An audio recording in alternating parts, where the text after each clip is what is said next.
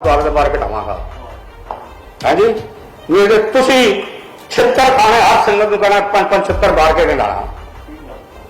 जिवें सरसा नदी में दसम पातशाह ने कहा ना छितर मारने इन्हें बड़ा नुकसान किया है। इवें ही इस बादल टोले ने और वक्त दूर नहीं जे मेरी गल सुन लो। अज ये सुखबीर सिंह इंसान मनजिंदर सिंह इंसान ये सारे सरसे को बिलोंग कर रहे हैं। इन्हों का जो मक्का है सरसा है। इन्होंने लोगों ने संगत ने जुतियां मार के बाहर कटा। तुम देखना मेरा साहब क्यों इलेक्शन लगा रहे हैं, क्यों कहते हैं वोटा ना बनाओ, क्यों टिचर पा रहे हैं। सोमवार तरीक 7 तरीक को इन्होंने 11 लाख रुपया वकील को दिता भी साड़ी तरीक दवा साढ़े देश पंजाबी बाल वकील है मल्होत्रा उसने 1 हफ्ते की तरीक विधान के पैसे लै दें। 16 लाख रुपया उसने फीस ली है। 7 दिन की उन्होंने मोहलत दी है भी लियाओ जो उन्होंने कह दिया। SSMB चैनल में आपका स्वागत है। शर्मा साहब वाहिगुरू जी का खालसा वाहिगुरू जी की फतेह जी। आज साढ़े सामने शर्मा साहब बैठे ने। अज असीं इन्हां दे नाल गल करांगे। कुछ कमेटी के इलैक्शन आ रहे हैं अगों ते कोई ठंडे गर्म सवाल होणगे साडे जिहड़े असीं इन्हां नाल गल करांगे। सो शर्मा साहब मेरा पहला सवाल यह है कि जिहड़े आने वाले मार्च विच जिहड़े इलैक्शन आ रहे हैं प्रबंधक कमेटी के सिख कमेटी के साडे ते उन्हां दे बारे आप जी का एजेंडा की है? पहला तो मेरा सवाल है। देखो जी एजेंडा जोड़े साढ़े दिमाग से है हाले असी एजेंडा पूरा बनाया तो नहीं है। सब तो पहली गल है कि जो पिछले 8 सालों के सर्व सत्यानाश इन्होंने स्कूलों का किया है। उन्होंने स्कूलों को पहली वाली जगह पर लिया नहीं उस तो उपर लैके जाना सब तो पहला एजेंडा तो है। दूसरा है कि असी अपने टाइम के भावें गुरुद्वारा कमेटी का मुलाजम आवे भावें स्कूल भावें कॉलेज उन्होंने सारे तनख्वाह जिस तरह पहले महीने के आखिरी दिन में उन्होंने तनख्वाह मिल नहीं सन वो तनख्वाह मिलेंगी। तीसरी गल है कि जोड़े इंस्टीट्यूशन बंद हो गए साढ़े इन्होंने बंद करते हैं।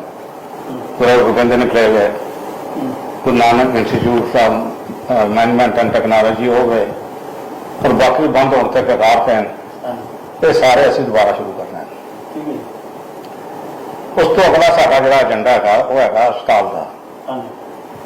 जिहड़ा हस्पताल है जिहड़ा इन्हां दीयां बेईमानियां करके समुचे बादल दल दीयां उहदे तो लैके जड़ तक कोई भी विरोध जमा नहीं है।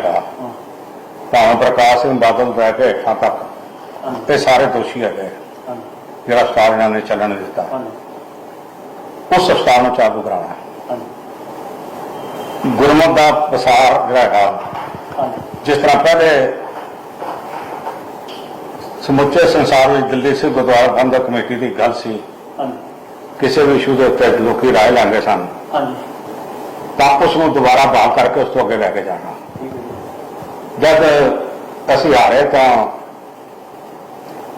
तो सारे बादल दलिए सारी दुनिया घूमन चले गए। मैनू किसी ने पूछा भी इन्हों का मान सत्कार तो नहीं हो रहा जिवें तुहाडा हुंदा सगों वध जगह होया। मैं कहा कि हाले जिहड़ी साडी कीती हुई कमाई है ना वो खा रहे हैं। 2-4 साल बाद जब इन्हों की कमाई आएगी ना सामने लोगों के फिर मैं पूछांगा इन्हों की कितनी इज्जत है। फिर जो इन्हों का बचा होया बाहर वो तुसीं सारे चंगी तरह जानते हो। मैं उन्होंने धरान की लोड़ नहीं मैं नहीं पता तुसीं मेरा कितना बड़ा इंटरव्यू लेना कि नहीं लेना। तो मैं इलैक्शन तो पहले सीमित गल करांगा बहुत ही खुल के गल हाले नहीं करांगा। इत्थों तक कि अज इन्हां च कोई बंदा भी बाहर जांदा है नहीं कर सकता। सगों बाहरले सिखां दे विच एक मन दे विच आस हैगी सी भावें गुरुद्वारे वाले सन भावें कोई भी सन भी अगर सानू कभी लोड़ पेगी तो दिल्ली से गुरुद्वारा प्रबंधक कमेटी साडी मदद से आएगी। वो मदद तक ही आनी सी ये आप कटोरे लै लैके उन्होंने कोल जाना शुरू करते। हर रोज शाम नूं सवेरे बंगला साहब की स्टेज तो इन्होंने मंगना शुरू करता। हुण बहुत सारे बंदे भावें दिल्ली तो उत्थे गए सन या जिहड़े सिख उत्थे रहिंदे सन जिन्हां दी श्रद्धा सी सत्कार सी गुरु गोबिंद साहब प्रति गुरु तेग बहादुर साहब प्रति उन्होंने खुल के माया के वफा देता है। इन्होंने उस माया के गफियां की भी जरूरत कर दी। ਉਹਦਾ ਵੀ ਹਿਸਾਬ ਨਹੀਂ ਦਿੱਤਾ ਵੀ ਇਹਦਾ 40 ਕਰੋੜ ਰੁਪਏ ਆਇਆ, ਹੋ ਗਿਆ ਕਿੱਥੇ? ਤਕਰੀਬਨ 2 ਮਹੀਨਿਆਂ ਚ 40 ਕਰੋੜ ਰੁਪਏ ਆਇਆ, ਹੋ ਗਿਆ ਕਿੱਥੇ? ਜਿਹੜੇ ਇਹਨਾਂ ਨੇ ਲੰਗਰ ਵਾਸਤੇ ਵੀ ਲੰਗਰ ਚ ਰਾਸ਼ਨ ਖਰੀਦੇ, ਉਹ ਰਾਸ਼ਨ ਜਿਹੜਾ ਸੀ ਉਹ ਸੜਕਾਂ ਤੇ ਜਾ ਕੇ ਵਿਕਿਆ। ਲੰਗਰ ਦੀ ਪ੍ਰਥਾ ਜਿਹੜੀ ਸੀ ਉਹ ਖਤਮ ਕਰਕੇ ਰੱਖ ਦਿੱਤੀ। ਅੱਜ 22 ਮਾਰਚ ਤੋਂ ਅੱਜ ਤੱਕ, ਕੱਲ ਤੱਕ ਲੈ ਲਓ, ਪਰਸੋਂ ਤੱਕ ਤੇ ਕੋਈ ਨਹੀਂ ਸੀ। ਬੰਗਲਾ ਸਾਹਿਬ ਲੰਗਰ ਨਹੀਂ ਵਰਤ ਰਿਹਾ, ਲੰਗਰ ਕੋਈ ਲੰਗਰ ਨੂੰ ਕਿਸੇ ਨੂੰ ਦਿੱਤਾ ਜਾ ਰਿਹਾ, ਸ਼ਹੀਦਾਂ ਸਾਹਿਬ ਨਹੀਂ ਦਿੱਤਾ ਜਾ ਰਿਹਾ। ਇਹ ਪ੍ਰਥਾ ਹੀ ਬੰਦ ਕਰਕੇ ਰੱਖ ਦਿੱਤੀ ਔਰ ਨਵਾਂ ਨਾਰਾ ਦੇਤਾ ਲੰਗਰ ਔਨ ਵੀਲ। ਔਰ ਲੰਗਰ ਔਨ ਵੀਲ ਰੋਜ਼ ਜਿਹੜੇ ਟੈਂਪੂ ਹਨ ਭਰ ਕੇ ਕਿੱਥੇ ਜਾਂਦੇ ਨੇ ਨਹੀਂ ਪਤਾ ਕਿਸੇ ਨੂੰ।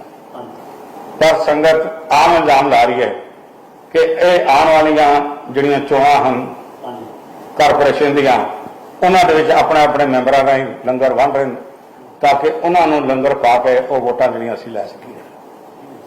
ਔਰ ਜਿਹੜਾ ਕਨਸੈਪਟ ਸੀ ਬਈ ਪਹਿਲੇ ਪੰਗਤ ਪਿੱਛੇ ਸੰਗਤ, ਉਹ ਸੰਗਤ ਵਾਲੀ ਤੇ ਪੰਗਤ ਵਾਲੀ ਗੱਲ ਇਹਨਾਂ ਨੇ ਖਤਮ ਕਰਕੇ ਰੱਖ ਦਿੱਤੀ। ਹੁਣ ਪੰਗਤ ਰਹੀ ਕੋਈ ਨਹੀਂ। ਸ਼ਰਮਾ ਸਾਹਿਬ, ਤੁਸੀਂ ਹੁਣੇ 2 ਮਿੰਟ ਪਹਿਲਾਂ ਕਿਹਾ ਸੀ ਅਸੀਂ ਸਕੂਲਾਂ ਦੀ ਹਾਲਤ ਜਿਹੜੀ ਅਸੀਂ ਠੀਕ ਕਰਾਂਗੇ। ਮੇਰਾ ਕਹਿਣਾ ਇਹ ਵੀ ਜਿੰਨੀ ਵੀ ਸਾਡੀਆਂ ਸਕੂਲਾਂ ਦੀਆਂ ਯੂਨੀਵਰਸਿਟੀ ਜਿਹੜੇ ਕਾਲਜ ਨੇ, ਉਹਨਾਂ ਦੇ ਵਿੱਚ ਤੁਸੀਂ ਪੜ੍ਹੇ ਲਿਖੇ ਲੋਕਾਂ ਨੂੰ ਜਿਹੜਾ ਕਿ ਚਾਰਜ ਕੱਲ ਨੂੰ ਆਣਾ, ਤੇ ਤੁਸੀਂ ਇਹ ਤਾਂ ਸਾਨੂੰ ਪਤਾ ਕਿ ਪ੍ਰਮਾਤਮਾ ਕਰੇਗਾ, ਵਾਹਿਗੁਰੂ ਕਰੇਗਾ ਵੀ ਤੁਸੀਂ ਪ੍ਰਧਾਨ ਬਣੋਗੇ, ਕਿਉਂਕਿ ਕਾਲਜਾਂ ਦਾ ਜਿਹੜਾ ਹਿਸਾਬ ਕਿਤਾਬ ਇਸ ਟਾਈਮ ਜੋ ਚੱਲ ਰਿਹਾ ਗਲਤ ਲੋਕਾਂ ਦੇ ਹੱਥ 'ਚ ਸਾਰਾ ਕਾਲਜਾਂ ਦਾ ਸਿਸਟਮ, ਇਹ ਜੋ ਕੁਝ ਵੀ ਤਨਖਾਹਾਂ ਤੋਂ ਲੈ ਕੇ ਜੋ ਕੁਝ ਵੀ ਮਾਮਲੇ ਹੋਏ ਨੇ ਸਾਰੇ ਗਲਤ ਆਦਮੀਆਂ ਦੇ ਹੱਥ ਦੇ ਵਿੱਚ ਪ੍ਰੋਗਰਾਮ ਆਉਣ ਦੇ ਕਾਰਨ ਹੀ ਇਹ ਸਾਰਾ ਹਾਲਤ ਹੋਈ ਹੈ।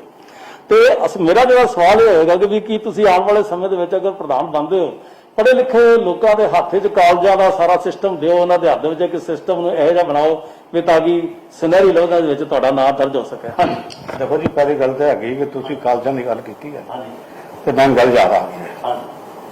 ਜਿਹੜੇ ਸਾਡੇ 4 ਕਾਲਜ ਹੈਗੇ, ਇਹਨਾਂ ਦਾ 5% ਪੇਰੈਂਟ ਬਾਡੀ ਦਾ ਹੈਗਾ ਸ਼ੇਅਰ, ਜਿਹੜਾ ਇਹਨਾਂ ਨੂੰ ਹਰ ਮਹੀਨੇ ਦੇਣਾ ਪੈਂਦਾ ਹੈ।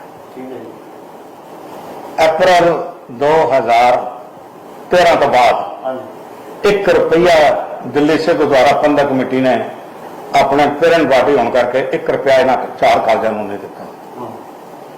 ਤੁਸੀਂ ਸਾਨੂੰ ਇੱਕ ਬੰਦਾ ਦੱਸ ਦਿਓ ਜਿਹੜਾ ਕੋਈ ਅਸੀਂ ਅਨਪੜ੍ਹ ਇਹਨਾਂ ਜਗ੍ਹਾ ਤੇ ਲਾਇਆ ਹੋਵੇ, ਇੱਕ ਬੰਦਾ। ਸਾਰੇ ਪੜ੍ਹੇ ਲਿਖੇ ਲਾਏ ਨੇ। ਜਦ ਇੰਜੀਨੀਅਰਿੰਗ ਕਾਲਜ ਸ਼ੁਰੂ ਕੀਤਾ ਸੀ ਤੇ ਪਹਿਲਾ ਚੇਅਰਮੈਨ ਸਰਦਾਰ ਅਨੂਪ ਸਿੰਘ ਸੀ, ਜਿਹੜੀ ਕਿ ਉਸ ਵਕਤ ਇੱਕ ਬਹੁਤ ਵੱਡੀ ਹਸਤੀ ਸੀ। ਸਰਦਾਰ ਬਹਾਦਰ ਕਰਨੈਲ ਸਿੰਘ ਹੋਏ ਸਨ, ਉਹਨਾਂ ਦੇ ਫਰਜ਼ੰਦ ਸਨ, ਤੇ ਅਸੀਂ ਉਹਨਾਂ ਨੂੰ ਕਿਹਾ ਵੀ ਇਹ ਕਾਲਜ ਚਲਾਉਣ ਦੇ ਲਈ ਸਰਦਾਰ ਅਨੂਪ ਸਿੰਘ ਯੋਗ ਵਿਅਕਤੀ ਹੈ, ਤੇ ਸਾਡੇ ਤੱਕ ਸਰਦਾਰ ਅਨੂਪ ਸਿੰਘ ਰਹੇ।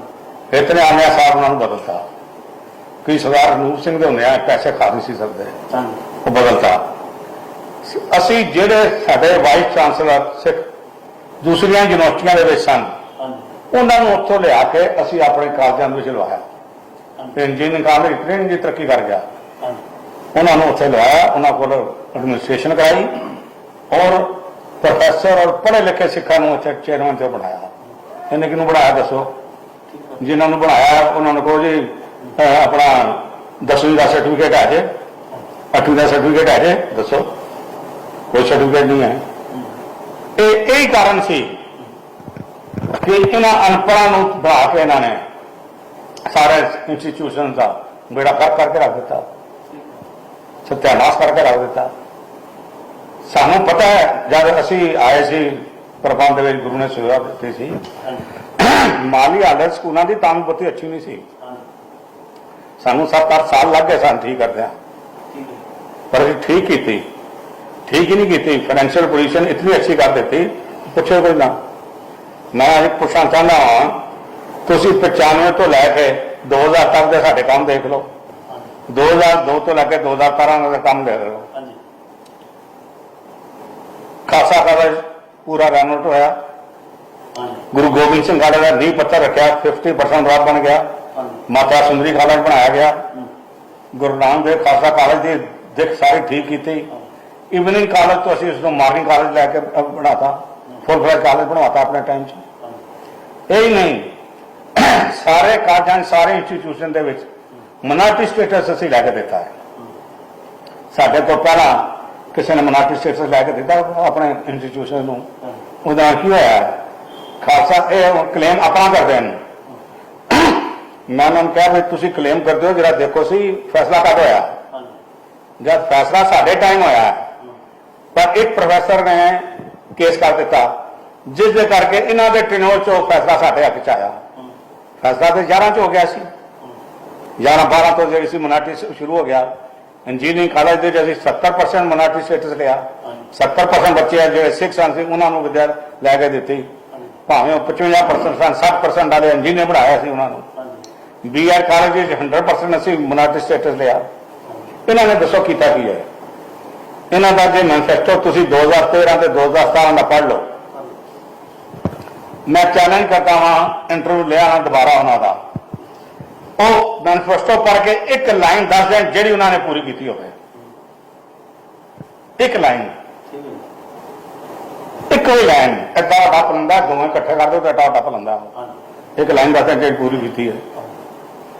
ਇਹ ਆਪਣੀਆਂ ਕਿਤਾਬਾਂ ਦੱਸ ਦੇਣ ਇੱਕ ਟਰੱਕ ਇੱਟਾਂ ਨੇ ਖਰੀਦਿਆ ਇਹਨਾਂ ਦਾ, ਇੱਕ ਟਰੱਕ ਬਦਰਪੁਰ ਦਾ ਖਰੀਦਿਆ, ਸੀਮੈਂਟ ਦਾ ਖਰੀਦਿਆ, ਨਹੀਂ ਕੋਈ ਕੰਸਟਰਕਸ਼ਨ ਨਹੀਂ ਹੋਈ, ਕੋਈ ਕੁਝ ਨਹੀਂ ਹੋਇਆ। ਸਾਡੇ ਪਿੰਡੋਂ ਜੇ ਅਸੀਂ ਲਾਈਏ ਤਾਂ ਘੱਟੋ ਘੱਟ 200 ਕਰੋੜ ਦੀ ਤਾਂ ਕੰਸਟਰਕਸ਼ਨ ਹੋ ਗਈ ਸੀ, ਉਸ ਤੋਂ ਬਾਅਦ ਪੈਸੇ ਬਚੇ, ਇਹਨਾਂ ਦਾ ਖਰਚ ਕੋਈ ਨਹੀਂ ਕੀਤਾ, ਤੇ ਗਏ ਕਿੱਥੇ ਪੈਸੇ? ਠੀਕ ਹੈ ਜੀ।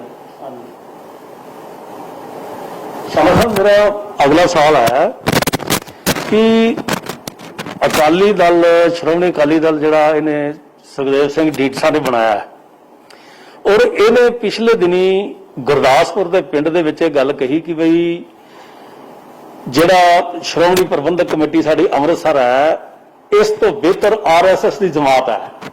ਮੇਰਾ ਸਵਾਲ ਇਹ ਹੈ ਕਿ ਬਈ ਅਗਰ RSS ਦੀ ਜਮਾਤ ਇੰਨੀ ਵਧੀਆ ਹੈ ਤੇ ਕੀ ਇਹ ਪੰਥਕ ਜਿਹੜਾ ਅਕਾਲੀ ਦਲ ਆਪਣੇ ਆਪ ਨੂੰ ਖਵਾ ਰਿਹਾ, ਕਿ ਇਹ ਸਿੱਖਾਂ ਦੀ ਸੇਵਾ ਕਰ ਸਕਦੇ ਨੇ, ਜਾਂ ਇਹ ਸਿੱਖਾਂ ਦੇ ਕੰਮਕਾਰ ਕਰ ਸਕਦੇ ਨੇ, ਗੁਰਦੁਆਰਿਆਂ ਦੇ ਕੰਮਕਾਰ ਸੰਭਾਲ ਸਕਦੇ ਨੇ? ਜਿਹੜੇ ਇਸ ਤਰ੍ਹਾਂ ਦੀਆਂ ਗੱਲਾਂ ਕਰ ਰਹੇ, ਇਹਦੇ ਬਾਰੇ ਥੋੜਾ ਜਿਹਾ ਦੱਸੋ। ਥੋੜੀ ਗੱਲ ਹੈਗੀ ਕਿ ਮੈਂ ਤਾਂ ਅੱਜ ਤੁਹਾਡੇ ਮੂੰਹ ਤੋਂ ਉਹਨਾਂ ਦਾ ਬਿਆਨ ਸੁਣ ਰਿਹਾ,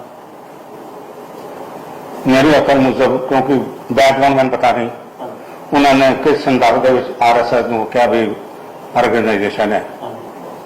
ਪਰ ਇੱਕ ਗੱਲ ਮੈਂ ਇਹ ਜ਼ਰੂਰ ਕਹਿ ਸਕਦਾ ਹਾਂ, ਉਹਨਾਂ ਨੂੰ ਅਫਸੋਸ ਇਸ ਗੱਲ ਦਾ ਹੈ, ਉਹਨਾਂ ਨੂੰ ਅਫਸੋਸ ਇਸ ਗੱਲ ਦਾ ਹੈਗਾ ਕਿ ਸ਼੍ਰੋਮਣੀ ਗੁਰਦੁਆਰਾ ਪ੍ਰਬੰਧਕ ਕਮੇਟੀ ਵਰਗੀ ਸੰਸਥਾ ਦੁਨੀਆ 'ਚ ਕਿਸੇ ਜਗ੍ਹਾ ਨਹੀਂ ਹੈਗੀ। ਸ਼੍ਰੋਮਣੀ ਕਮੇਟੀ ਖਾਲੀ ਸਿੱਖਾਂ ਦੇ ਧਾਰਮਿਕ ਸਥਾਨਾਂ ਦੀ ਪਵਿੱਤਰਤਾ ਦੀ ਮਰਿਆਦਾ ਦੀ ਰਾਖੀ ਨਹੀਂ ਕਰਦੀ ਰਹੀ।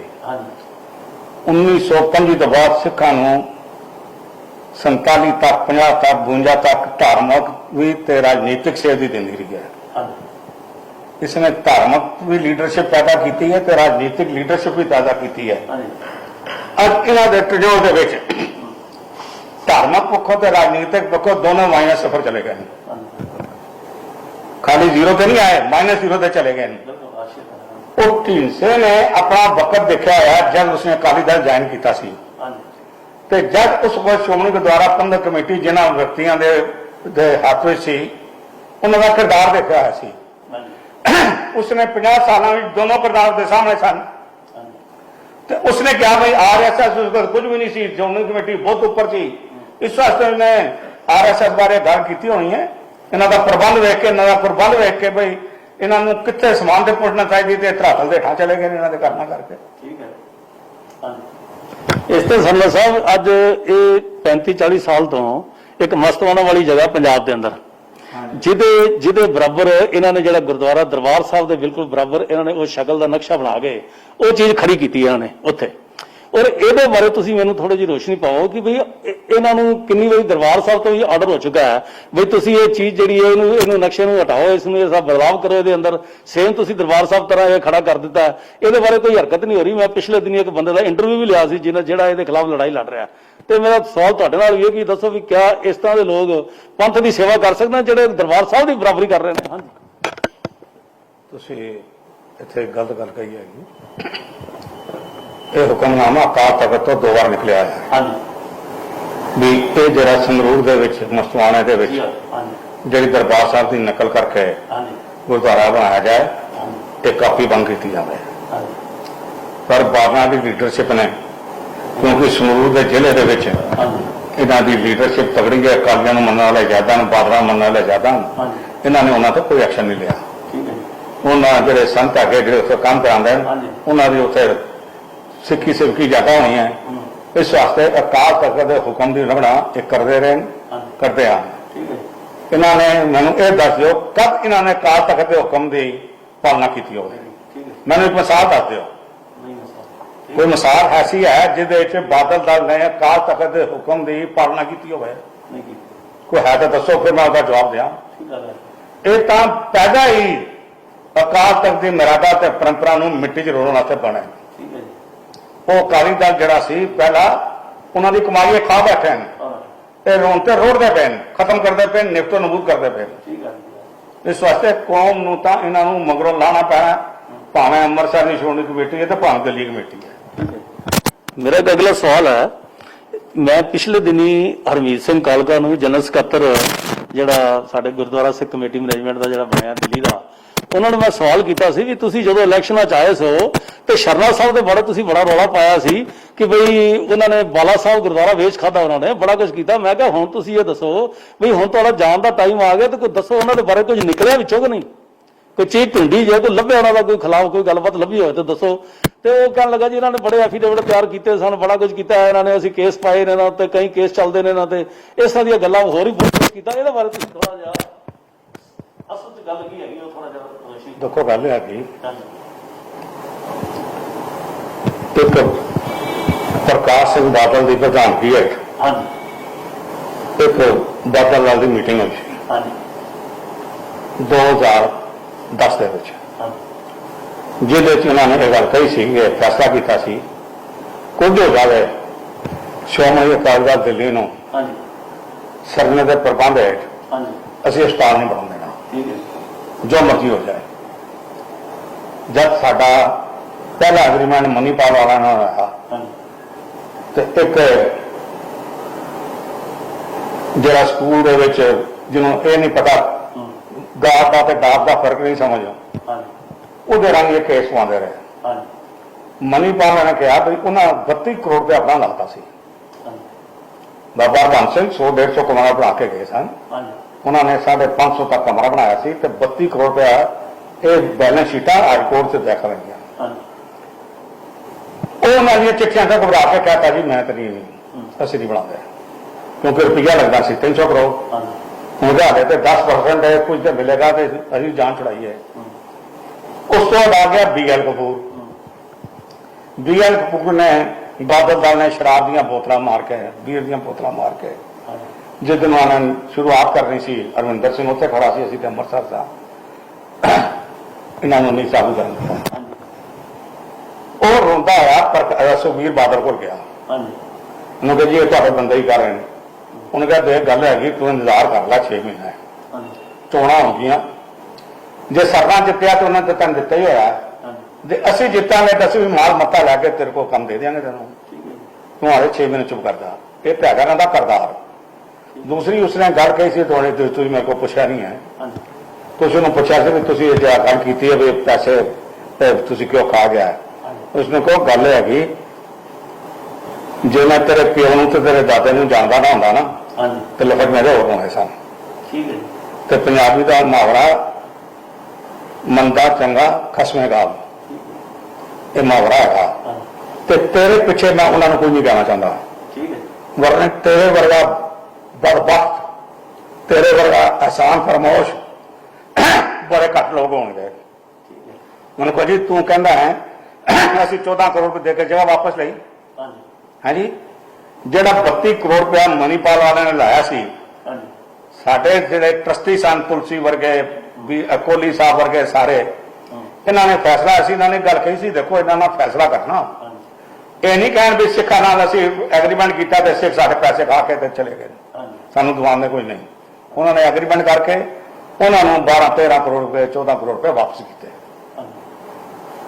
ਉਹ 32 ਕਰੋੜ ਲਾਇਆ ਸੀ ਤੇ 6 ਕਰੋੜ ਰੁਪਏ ਉਹਨਾਂ ਸਾਨੂੰ ਐਡਵਾਂਸ ਵੀ ਦਿੱਤਾ ਸੀ ਵੀ ਐਗਰੀਮੈਂਟ ਤੇ। ਉਸ ਤੋਂ ਬਾਅਦ ਆ ਗਿਆ BL ਕਪੂਰ ਵਾਲਾ। BL ਕਪੂਰ ਨੇ 16 ਕੇ 17 ਕਰੋੜ ਰੁਪਏ ਸਾਨੂੰ ਐਡਵਾਂਸ ਦਿੱਤਾ, 25 ਕਰੋੜ ਦਾ ਸਾਡਾ ਐਗਰੀਮੈਂਟ ਹੋਇਆ ਸੀ। ਇਹਨਾਂ ਨੇ ਕਿਹਾ ਨਹੀਂ ਅਸੀਂ ਇੰਨੇ ਪੈਸੇ ਤੇ ਦੇਣੇ ਨਹੀਂ, उनका जो देना दे दो, बाकी मैं समझांगा गुरु घर की सेवा करती है।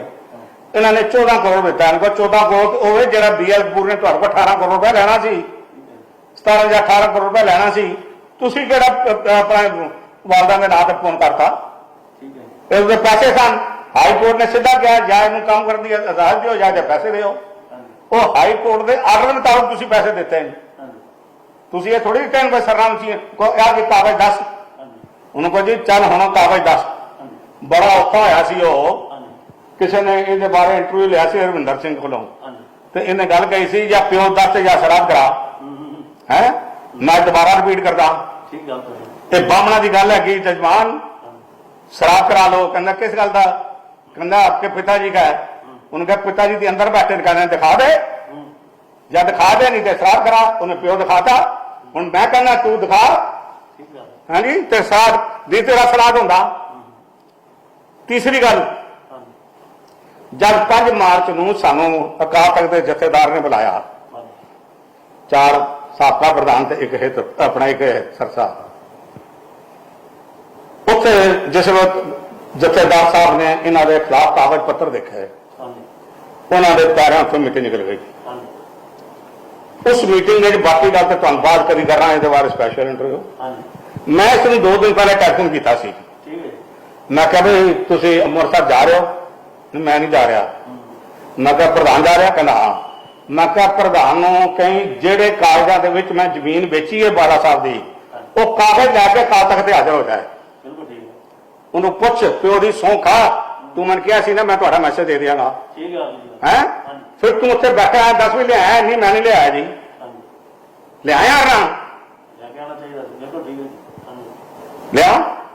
उन्होंने जी तू साबित कर, तू बाला साहब अस्पताल की जगह बेचण छड्ड, तू एक पैसा खिलाफ मेरे खिलाफ कर दे, मैं अपनी गर्दन बंगला साहब गुरुद्वारे के बारे घटावांगा। है जी, मेरे तुसी 76 खाने हर संगत को कहना 5-5 बार के दिन आना। जिवें सरसा नदी में दसम पातशाह ने कहा सी ना 76 मारने, इन्हें बड़ा नुकसान किया है। इवें ही इस बादल टोले ने, और वक्त दूर नहीं जे मेरी गल सुन लो, अज ये सुखबीर सिंह इंसान, मनजिंदर सिंह इंसान, ये सारे सरसे को बिलोंग करते हैं। इन्हों का जो मक्का है वह सरसा है। इन्हों लोगों ने संगत ने जुतियां मार के बाहर कढ़ा, तुम देखना मेरा साहब। दसम पातशाह ने सरसा नदी में करिया से ना, संगतां ने फायदा कर रहा है, इन्होंने दुनिया में मारो जुतियां तो बाहर निकलने चाहिए। शर्मा साहब मेरा लास्ट सवाल एक आप जी दे नाल है कि आप जी पिछले ਜਿਹੜੇ 2 ਇਲੈਕਸ਼ਨਸ ਹੋਏ ਨੇ ਉਹਦੇ ਵਿੱਚ ਵੋਟਾਂ ਦਾ ਸਾਡਾ ਗ੍ਰਾਫ ਥੋੜਾ ਜਿਹਾ ਲੱਗਿਆ ਹੈ, ਪਰ ਲੇਕਿਨ ਅੱਜ ਦੇ ਵਕਤ ਜੋ ਮੈਂ ਘੁੰਮ ਰਿਹਾ, ਅੱਜ ਤੁਹਾਡਾ ਗ੍ਰਾਫ ਬਹੁਤ ਜ਼ਿਆਦਾ ਚੜਿਆ ਹੈ ਅੱਜ ਦੇ ਵਕਤ। ਲੇਕਿਨ ਮੇਰਾ ਕਹਿਣਾ ਮੈਂ ਇਸ ਕਰਕੇ ਚਾਹੁੰਦਾ ਹਾਂ ਕਿ ਬਈ ਹੁਣ ਸੁਣਨ ਚ ਸਾਡੇ ਆ ਰਿਹਾ ਕਿ ਵੀ ਤੁਸੀਂ ਜਾਗੋ ਪਾਰਟੀ ਦੇ ਨਾਲ ਰਲ ਕੇ ਲੜੋਗੇ, ਜਦੋਂ ਤੁਹਾਡਾ ਆਪਣਾ ਇੰਨਾ ਗ੍ਰਾਫ ਹੈ ਤਾਂ ਤੁਹਾਨੂੰ ਉਹਦੇ ਨਾਲ ਕੀ ਲੜਨਾ ਜ਼ਰੂਰੀ ਹੈ, ਜਾਂ ਉਹਦੇ ਨਾਲ ਮਿਲ ਕੇ ਚੋਣਾਂ ਲੜੋਗੇ ਜਾਂ ਕਿਸ ਤਰ੍ਹਾਂ ਕਰਨਾ? क्योंकि ਤੁਹਾਡੇ ਤੋਂ ਆਪਣਾ ਹੀ ਬਣਾ ਹੈ। देखो एक गल मैं तुहानू दस दियां, ते मैं जी गल दस रहा, ये तुसी हिस्ट्री करके तक लेनी। 2002 ਦੇ ਵਿੱਚ ਸਾਨੂੰ 53,000 वोट पई सी, 2007 ਦੇ ਵਿੱਚ ਸਾਨੂੰ 53,000 वोट पई सी, ਤੇ 2013 ਵਿੱਚ 2017 ਵਿੱਚ ਸਾਨੂੰ 53,000 वोटां पईयां। ਉਹ वोट शेयर साडा नहीं घटिया। एक गल पक्की है मैनू, इन्होंने बेईमानी और सरकार नाल मिल के इलेक्शन लड़ियां जिस वास्ते जित गए। ठीक है, बेईमानी भी हुई है तो कोई शक नहीं। और इहदा सबूत जे 2 मिनट रुक लो तो मैं अपने टेलीफोन तो हुणे करके तुहानूं दस देना। ठीक है, जिहड़ी असीं चैकिंग कराई है एक एरिया की, उहदे लिखिआ 60% बोगस वोट हैं इसमें। क्यों इलेक्शन रुकवा रहे हैं, क्यों कहते वोटा ना बढ़ाओ, क्यों डिचे टा रहे हैं? सोमवार तरीक थी 7 तरीक नूं इन्होंने 11 लाख रुपया वकील नूं दिता भी साडी तरीक उदवा। तुहाडे केस पंजाबी बाग वकील है मल्होत्रा, उसने 1 हफ्ते की तरीक विधान के पैसे लै ले, 16 लाख रुपया उसने फीस ली है, तो 7 दिन की उन्होंने मोहलत दी है भी लियाओ जो कहना ने कह दो। 7 दिन वोटा ना बढ़न खाते कहते हो सकता कुछ हो जाए, शायद हिंदुस्तान से चीन की जंग छिड़ जाए, फिर वोटा ना बढ़न, इस आस से बैठे हुए हैं। ਨਾ ਹੋ ਇਹ ਕਹਿੰਦੇ ਨੇ ਵੀ ਸਾਡੀਆਂ ਚੋਣਾਂ ਲੇਟ ਹੋਣ, ਭਾਵੇਂ ਹਿੰਦੁਸਤਾਨ ਤੇ ਚੀਨ ਆਪਸ ਵਿੱਚ ਲੜ ਜਾਣ, ਹਿੰਦੁਸਤਾਨ ਤੇ ਪਾਕਿਸਤਾਨ ਲੜ ਜਾਣ, ਉਹਦੇ ਸਾਡੀਆਂ ਵੋਟਾਂ ਨਾ ਬਣਨ ਤੇ ਇਲੈਕਸ਼ਨਾਂ ਨਾ ਹੋਵੇ। ਅੱਜ ਹਾਲਤ ਨਹੀਂ ਹੋਏ, ਮੈਂ ਤੁਹਾਨੂੰ ਟੈਲੀਫੋਨ ਤੇ ਦੱਸ ਦੇਣਾ ਜਿਹੜਾ ਮੈਸੇਜ ਆਇਆ। ਇਸ ਵਾਸਤੇ ਦੇਖੋ ਗੱਲ ਹੈ ਕਿ ਅਸੀਂ ਤਕਰੀਬਨ 2 ਮਹੀਨੇ ਪਹਿਲਾਂ ਇੱਕ ਬਿਆਨ ਦਿੱਤਾ ਸੀ। ਉਹਦੇ ਵਿੱਚ ਇਹ ਸੀ ਵੀ ਜਿਹੜੀਆਂ ਵੀ ਪਾਰਟੀਆਂ, ਉਹਦੇ ਕਿਸੇ ਪੋਲੀਟੀਕਲ ਪਾਰਟੀ ਦੇ ਨਾਮ ਨਹੀਂ ਸੀ, ਜਿਹੜੇ 2013 ਤੋਂ ਬਾਅਦ 17 ਤੋਂ ਬਾਅਦ ਸਾਡੇ ਕੋਲ ਅਲੱਗ ਹੋਏ ਸਨ ਜਾਂ ਹੋਰ ਗਏ ਸਨ, ਉਹਨਾਂ ਨੂੰ ਅਪੀਲ ਕੀਤੀ ਸੀ ਵੀ ਇਹਨਾਂ ਚੋਣਾਂ ਦੇ ਵਿੱਚ ਬਾਤਾਂ ਨੂੰ ਸ਼ਿਕਾਇਤ ਦੇਣ ਦੇ ਲਈ ਸਾਨੂੰ ਸਾਰਿਆਂ ਨੂੰ ਇਕੱਠੇ ਹੋਣਾ ਚਾਹੀਦਾ, ਪਾਰਟੀ ਵਾਪਸ ਆਉਣਾ ਚਾਹੀਦਾ। ਅਸੀਂ ਅਪੀਲ ਕੀਤੀ ਸੀ। ਇਹ ਅਪੀਲ ਤੁਹਾਡੇ ਵਾਸਤੇ ਵੀ ਹੈ, ਇਹ ਅਪੀਲ ਆਪਣਾ ਤੁਹਾਡੇ ਪ੍ਰਧਾਨ ਵਾਸਤੇ ਵੀ ਹੈ, ਸਾਰਿਆਂ ਵਾਸਤੇ ਹੈ, ਕਿਉਂਕਿ ਮੋਤੀ ਨਗਰ ਜਿਹੜਾ ਸੀ ਉਹ ਸਾਡਾ ਘਰ ਹੁੰਦਾ ਸੀ। ਤੇ ਇਹ ਅਸੀਂ ਅਪੀਲ ਸਾਰਿਆਂ ਨੂੰ ਕੀਤੀ ਹੈ, ਅਸੀਂ ਉਸ ਤੇ ਖੜੇ ਹਾਂ। ਅਸੀਂ ਇਹ ਨਹੀਂ ਹੈ ਵੀ ਅਸੀਂ ਖੜੇ ਹਾਂ, ਬਾਕੀ ਜਿਹੜਾ ਕੋਈ ਕੌਮ ਸਾਨੂੰ ਆਦੇਸ਼ ਦੇਗੀ ਅਸੀਂ ਉਸ ਤੇ ਫੁੱਲ ਚੜਾਵਾਂਗੇ, ਇਹ ਤੁਹਾਨੂੰ ਯਕੀਨ ਕਹਿੰਦੇ। ਸ਼ਰਮਾ ਜੀ, ਮੇਰਾ 2 ਮਿੰਟ ਦਾ ਇੱਕ ਸਵਾਲ ਛੋਟਾ ਜਿਹਾ। ਤੁਸੀਂ ਇੱਕ ਸੁਲਝੇ ਇੰਡਸਟਰੀਲਿਸਟ ਵੀ ਨਾਲ, ਔਰ ਯੋਗਦਾਨ ਬੜਾ ਤੁਹਾਡਾ, ਬਹੁਤ ਜ਼ਿਆਦਾ ਤੁਸੀਂ ਇੰਡਸਟਰੀਜ਼ ਕੰਮ ਦੇ ਵਿੱਚ ਮੰਨੇ ਪਰਮੰਨੇ ਇਸ ਟਾਈਮ। ਮੇਰਾ ਕਹਿਣਾ ਇਹ ਕਿ ਵੀ ਅਗਰ ਤੁਸੀਂ ਵਾਹਿਗੁਰੂ ਕਰੇ ਵੀ ਕੱਲ ਤੁਸੀਂ ਕੰਮ ਸੰਭਾਲੋ ਦਿੱਲੀ ਸਿੱਖ ਕਮੇਟੀ ਦਾ, ਆਏ ਨੇ ਕਿਲੇ ਚਲੇ ਗਏ ਨੇ, ਕੋਈ ਪੁੱਛਦਾ ਵੀ ਕੋਈ ਨਹੀਂ ਹੈਗਾ, ਪਰ ਮੈਂ ਇੱਕ ਆਪਣਾ ਦਿਲੋਂ ਮੇਰੀ ਇੱਕ ਆਸ, ਮੈਂ ਤੁਹਾਡੇ ਨਾਲ ਸਵਾਲ ਕਰ ਰਿਹਾ ਵੀ ਕੋਈ ਸਿੱਖਾਂ ਵਾਸਤੇ, ਕੋਈ ਗਰੀਬਾਂ ਵਾਸਤੇ ਕੋਈ ਐਸਾ ਕੰਮ ਕਰ ਜਾਓ, ਕੋਈ ਐਸੀ ਇੰਡਸਟਰੀ ਲਾ ਜਾਓ, ਕੋਈ ਇਹੋ ਜਿਹਾ ਕੰਮ ਕਰ ਦਿਓ ਕਿ ਅੰਮ੍ਰਿਤਧਾਰੀ ਬੱਚੇ ਕੌਮ ਜਿਹੜੀ ਹੈ ਕਿ ਉੱਥੇ ਜਿਹੜੀ ਬੱਚੇ ਸਿੱਖਾਂ ਦੇ ਬੱਚੇ ਉੱਥੇ ਆ ਕੇ ਕੰਮ ਕਰਿਆ ਕਰਨ ਗਰੀਬਾਂ ਦੇ, ਕੋਈ ਇਹੋ ਜਿਹਾ ਕੰਮ ਤੁਸੀਂ ਕਰ ਦਿਓ, ਸਾਰੀ ਜ਼ਿੰਦਗੀ ਤੁਹਾਨੂੰ ਕਾਮਯਾਬ ਕਰੇਗੀ। ਇਹਦੇ ਬਾਰੇ ਤੁਸੀਂ ਦੱਸੋ ਥੋੜਾ ਜਿਹਾ ਕਿ ਕੋਈ ਇਸ ਤਰ੍ਹਾਂ ਦਾ ਪ੍ਰੋਗਰਾਮ ਤੁਸੀਂ ਦੇਖੋ ਗੱਲ ਹੈ ਕਿ ਜਿਹੜਾ ਤੁਸੀਂ ਮੈਨੂੰ ਸਵਾਲ ਪੁੱਛਿਆ ਨਾ, ਇਹ ਤੁਹਾਡੇ ਸਵਾਲ ਤੋਂ ਪੁੱਛੇ ਬਗੈਰ ਅਸੀਂ 4 ਮੈਨੇਜਮੈਂਟ ਕਾਲਜ ਖੋਲ੍ਹੇ ਨੇ ਆਪਣੇ ਟਾਈਮ ਵਿੱਚ, ਪੋਲੀਟੈਕਨਿਕ ਖੋਲ੍ਹੇ, ਇੰਜੀਨੀਅਰਿੰਗ ਕਾਲਜ ਖੋਲ੍ਹੇ। ਇਹ ਕਿਸ ਵਾਸਤੇ ਖੋਲ੍ਹੇ? ਵੀ ਸਾਡੇ ਬੱਚੇ ਇਹਨਾਂ ਤੋਂ ਵਿੱਦਿਆ ਲੈ ਕੇ ਅੱਗੇ ਜਾ ਸਕਣ। ਤੁਹਾਨੂੰ ਯਾਦ ਹੋਣਾ ਇੰਜੀਨੀਅਰਿੰਗ ਕਾਲਜ ਬਿਦਰ ਦੇ ਵਿੱਚ ਸੀ ਉਹਨਾਂ ਦਾ, ਸਰਕਾਰਾਂ ਦਾ, ਉੱਥੇ ਦਿੱਲੀ ਦੇ ਬੱਚੇ ਦੀ ਮੌਤ ਹੋ ਗਈ ਸੀ। ਉਹ ਮੈਂ ਫੈਸਲਾ ਕਰ ਰਿਹਾ ਸੀ ਕਿ ਆਪਣੇ ਦਿੱਲੀ ਦੇ ਬੱਚਿਆਂ ਨੂੰ ਬਾਹਰ ਨਹੀਂ ਭੇਜਾਂਗੇ ਹੁਣ ਇੰਜੀਨੀਅਰ ਪੜ੍ਹਨ ਵਾਸਤੇ। ਗੁਰੂ ਨੇ ਸਾਡੇ ਕੋਲ ਪੂਰੀ ਕਰਾਈ। ਤੀਸਰੀ ਗੱਲ ਮੈਂ ਕਹਿਣਾ ਚਾਹੁੰਦਾ, ਜਿਸ ਹਸਪਤਾਲ ਦੇ ਉੱਤੇ ਖਾਲੀ 350 ਕਰੋੜ ਰੁਪਇਆ ਖਾਲੀ ਬਿਲਡਿੰਗ ਤੇ ਹੁਣ ਇਕਵਿਪਮੈਂਟ ਵਾਸਤੇ ਲੱਗਣਾ ਸੀ, ਉਹਦੇ ਕਿੰਨੇ ਭਰਤੀ ਹੋਣਾ ਪਤਾ 1000-1500 ਬੰਦਾ ਭਰਤੀ ਹੋ ਗਿਆ ਨਾ। ਕਾਬਲ ਸਾਰੇ ਇਹ ਧਿਆਨ ਨਹੀਂ, ਉੱਥੇ ਨਲਾਇਕ ਲੱਗਣੇ ਸਨ, ਕਾਬਲ ਹੀ ਲੱਗਣੇ ਸਨ ਨਾ, ਕਾਬਲ ਸਿੱਖ ਸਾਰੇ ਐਡਜਸਟ ਹੋ ਜਾਂਦੇ। ਉਹ 2 ਗੱਲਾਂ ਹੋਈਆਂ ਸਨ, 3 ਹੋਈਆਂ ਸਨ। ਇੱਕ, ਸਿੱਖਾਂ ਨੂੰ ਇੰਪਲਾਇਮੈਂਟ ਮਿਲਣੀ ਪ੍ਰਾਇਰਟੀ ਦੇ ਉੱਤੇ। ਅੱਜ ਬਾਕੀ ਜਿਹੜਾ ਮਿਲਦੀ ਹੈ ਪ੍ਰਾਇਰਟੀ ਨਹੀਂ ਹੈ, ਪ੍ਰਾਇਰਟੀ ਹੋਰ ਨੂੰ, ਜਿਸ ਤਰ੍ਹਾਂ ਪੰਜਾਬ ਸਿੰਧ ਬੈਂਕ ਮਿਲਦੀ ਹੈ ਐਵੇਂ ਸਾਡੀ ਹੁੰਦੀ। ਉਹ ਖਾਲੀ ਸਾਡੀ ਨਜ਼ਰ ਇੱਥੇ ਨਹੀਂ ਸੀ, ਇੱਥੇ ਤੱਕ ਹੈ। ਅਸੀਂ ਇਹ ਜਿਹੇ ਕਈ ਹਸਪਤਾਲ ਬਣਾਉਣੇ ਸਨ, ਕਿਉਂਕਿ ਸਾਨੂੰ 800 ਕਰੋੜ ਰੁਪਏ ਦੀ ਆਮਦਨ ਆਉਣੀ ਸੀ ਇਸ ਹਸਪਤਾਲ ਦੇ ਪੂਰਾ ਚੱਲਣ ਤੋਂ ਬਾਅਦ 30 ਸਾਲਾਂ 'ਚ। ਇਹਨਾਂ 8 ਸਾਲਾਂ ਦੇ ਵਿੱਚ ਸਾਨੂੰ 100 ਕਰੋੜ ਰੁਪਏ ਆ ਜਾਣਾ ਸੀ। ਅਸੀਂ ਜਗ੍ਹਾ ਖਰੀਦੇ ਬਣਾਉਂਦੇ, ਲਓ ਜੀ ਲਓ ਕਰਾਓ ਜੀ। ਤੀਸਰੀ ਗੱਲ, ਆਮ ਤੌਰ ਤੇ ਦਿੱਲੀ ਦੀ ਪਬਲਿਕ ਦਾ ਤੇ ਸਿੱਖਾਂ ਦਾ ਖਾਸ ਤੌਰ ਤੇ ਇੱਥੇ ਬਹੁਤ ਵਧੀਆ ਇਲਾਜ ਹੋਣਾ ਸੀ। ਅੱਜ ਇਹ ਜਿਹੜੀ ਕਰੋਨਾ ਮਹਾਮਾਰੀ ਫੈਲੀ ਹੋਈ ਹੈ, ਜਿਹੜੀ ਸਾਡੇ ਸੰਗਤ ਨਹੀਂ ਇਲਾਜ ਕਰਾ ਸਕਦੀ, ਉਹਨਾਂ ਦਾ ਉੱਥੇ ਇਲਾਜ ਹੋਣਾ ਸੀ, ਨਹੀਂ ਹੋਣਾ ਸੀ। ਇਹਨਾਂ ਨੇ ਜੋ ਕੌਮ ਨਾਲ ਧਰੋ ਕਮਾਇਆ, ਇਹਦੀ ਕੋਈ ਭਰਪਾਈ ਹੋ ਸਕਦੀ ਹੈ? ਮੈਨੂੰ ਦੱਸੋ, ਹੋ ਸਕਦੀ ਹੈ ਤਾਂ ਮੈਨੂੰ ਦੱਸ ਦਿਓ। ਇਹ ਜਿਹੇ ਕਈ ਇੰਸਟੀਟਿਊਸ਼ਨ ਅਸੀਂ ਖੋਲਾਂਗੇ। ਦੂਸਰੀ ਗੱਲ, ਦਿੱਲੀ ਦੇ ਵਿੱਚ ਬਹੁਤ ਵੱਡੇ ਇੰਡਸਟਰੀਜ਼ ਬੈਠੇ ਹੋਏ ਨੇ, ਅਸੀਂ ਲਾਜ਼ਮ ਕਰ ਦਿਆਂਗੇ ਬਈ ਆਪਣੀਆਂ ਫੈਕਟਰੀਆਂ ਦੇ ਵਿੱਚ ਘੱਟੋ ਘੱਟ 25% ਤੁਸੀਂ ਸਿੱਖ ਬੱਚਿਆਂ ਨੂੰ ਭਰਤੀ ਕਰਨਾ। ਬਹੁਤ ਅੱਛਾ, ਸਾਨੂੰ ਕੋਈ ਨਹੀਂ ਨਾ ਕਰ ਸਕਦਾ। ਭਾਵੇਂ ਉਹਨਾਂ ਦੇ ਮੈਨੇਜਮੈਂਟ ਹੈਗੇ, ਭਾਵੇਂ ਫੈਕਟਰੀਆਂ ਹੈਗੀਆਂ, ਭਾਵੇਂ ਕੁਝ ਹੈਗੇ, ਕਿਸੇ ਨਾਲ ਨਹੀਂ ਸੀ ਕਰਨਾ। ਅਸੀਂ ਇੰਪਲਾਇਮੈਂਟ ਐਕਸਚੇਂਜ ਖੋਲਾਂਗੇ ਵੀ ਜਿਹੜੇ ਖਾਲੀ ਹੈਗੇ ਪੜ੍ਹੇ ਲਿਖੇ ਉਹਨਾਂ ਵਾਸਤੇ ਅਲੱਗ ਜਗ੍ਹਾ ਤੇ ਅਲੱਗ ਜਗ੍ਹਾ। ਮੈਨੂੰ ਕੀ ਹੈ, ਉਹਨੂੰ ਪਤਾ ਮੇਰੇ ਕੋਲ 200 ਬੰਦਾ ਕੱਲ ਆਇਆ, ਮੈਂ ਕੱਲ ਭਰਤੀ ਕਰ ਲਾਂਗਾ। ਮੈਨੂੰ ਕੋਈ ਹੈ ਨਹੀਂ, ਕਿਸੇ ਕੋਲ ਪੁੱਛਣ ਦੀ ਲੋੜ ਹੀ ਕੋਈ ਨਹੀਂ। 10 ਬੱਤੇ ਕਰ ਲਾਂਗਾ। ਇਸ ਵਾਸਤੇ ਇਹ ਮਸਲੇ ਗੰਭੀਰ ਜ਼ਰੂਰ ਹਨ, ਪਰ ਅਸਲ ਹੈਗੀ ਜਿਹੜੀ ਮਰਿਆਦਾ ਪਰੰਪਰਾਵਾਂ ਦਾ ਅਨੰਦ ਹੋ ਰਿਹਾ ਉੱਤੇ ਬਹਾਲੀ ਕਰਨੀ,